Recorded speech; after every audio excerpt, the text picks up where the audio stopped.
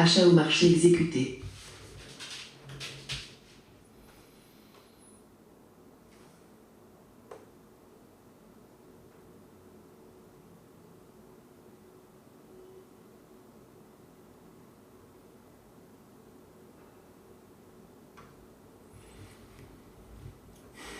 Donc là, je tente un retour pile sur ces zones-là. Ça peut le faire. C'est risqué parce que c'est basé sur plus haut du jour, mais ça peut breaker. Si ça break, c'est le jackpot. Bon, je suis déjà en gain. Je vais placer des stops très courts pour assurer un gain, même petit. Mais j'espère que ça se mette à breaker. Là, poum, ça peut partir formidablement bien. Je suis désolé, là, c'est un petit peu... Vente stop exécuté. Vente stop exécuté. Ah, Sortie avec gain. touché. Voilà. Donc là, j'ai tenté anticiper un breakout. Ah, me dis pas qu'il va le faire.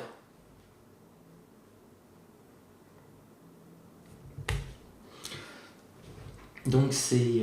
bon, voilà. Donc là, vous voyez en direct un trader qui vient de se faire stopper, qui a quand même gagné un peu de sous, mais voilà. Il y a eu un petit reflux. Allez, je vous le refais. Il y a eu un petit reflux, je me suis fait toucher. Donc là, à partir du moment où on s'était mis à accélérer, on avait pris appui sur le support S2 hebdomadaire. Je pensais qu'on allait donc rejoindre effectivement ces résistances. Et comme on l'avait déjà fait ici, juste en dessous, qu'on avait reflué, qu'on avait vraiment une belle perspective haussière, qu'on allait passer au-dessus et peut-être avec les pétages de stop, vous connaissez un peu les techniques, se mettre à accélérer vers les 12 560. Voilà, donc vous l'avez vu, il y a eu un petit reflux. Alors j'ai essayé d'assurer en mettant un stop profit. Donc ça c'est important quand on tente un breakout. Dès qu'on est un petit peu dans le vert, en tout cas moi c'est ce que je fais, dès que c'est risqué quand même tenter un breakout, d'anticiper un breakout. Donc dès que je suis un petit peu dans le vert, je mets des stops de sécurité pour encaisser. Donc on va aller au résultat sur les ordres.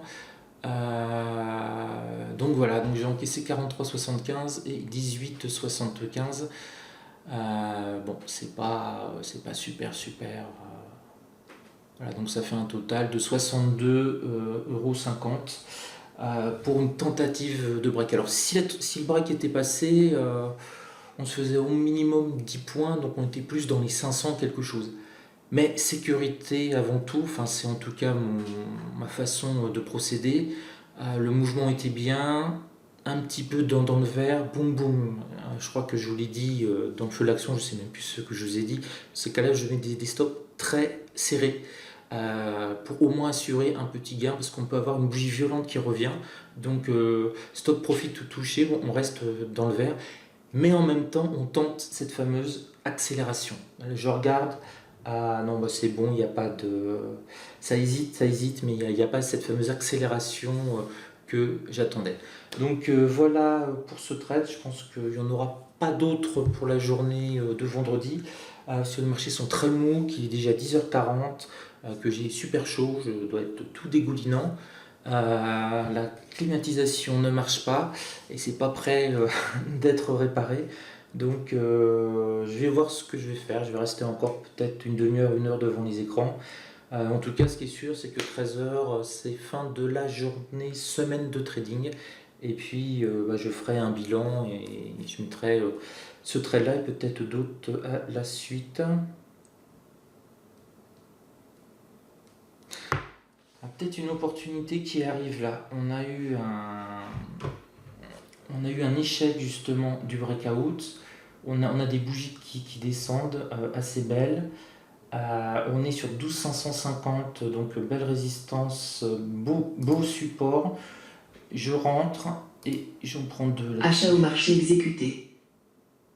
Voilà, j'en prends deux. Achat au marché exécuté. J'en reprends un autre là. Voilà, je pense qu'on peut rebondir. Voilà, on est en plein rebond là. Voilà. Là-dessus, j'encaisse. Là, je suis à 160 €. Allez, j'encaisse aussi. Vente au marché exécuté. Voilà. Sortie avec gain. Bon, super. Vous voyez, finalement, il y aura 2 trades. Donc là, je vous le redécris.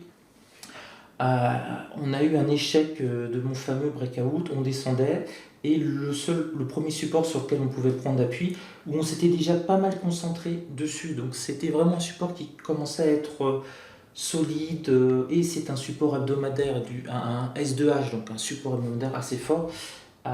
Donc j'ai tenté un rebond sur ce support très rapide. Vous avez vu, contrairement à l'autre trade, j'ai pas gardé, c'est-à-dire que dès qu'il y a eu un gain, j'ai vite encaissé, parce que c'est vraiment là, ça c'est quelque chose qui est comment dire, beaucoup plus technique dans le scalping. Il y avait le fait que c'était le support de H et sur futur, et le fait qu'on arrivait sur la zone 12 550 sur le cash. Vous voyez l'intérêt, pourquoi je trade avec les futurs et les CFD risque limité qui reproduisent le prix du cash. Cela, ça a été une double information. Je n'aurais pas su qu'on arrivait sur le cash à 12 550. Je ne prenais pas ce trade sur le support 2 hebdomadaire du DAX 30. Et donc on retourne au résultat, gain de 137,50 €. Et du coup, je dois aussi avoir un petit gain sur CFD. Donc, ah oui, donc j'étais rentré à 51,5 et j'ai donc rechargé à 56, que je pensais que ça allait partir. Et donc du coup, je suis sorti à 55 et donc ça me fait 12,50 €. Bon, bah c'est pas mal, c'est pas mal. Je dis pas que c'est pas bien, mais le truc était plutôt bien tenté en tout cas. Donc, bah écoutez, voilà, j'en suis à 51,50 € sur CFD risque limité, 400 € sur futur, il est 10h42.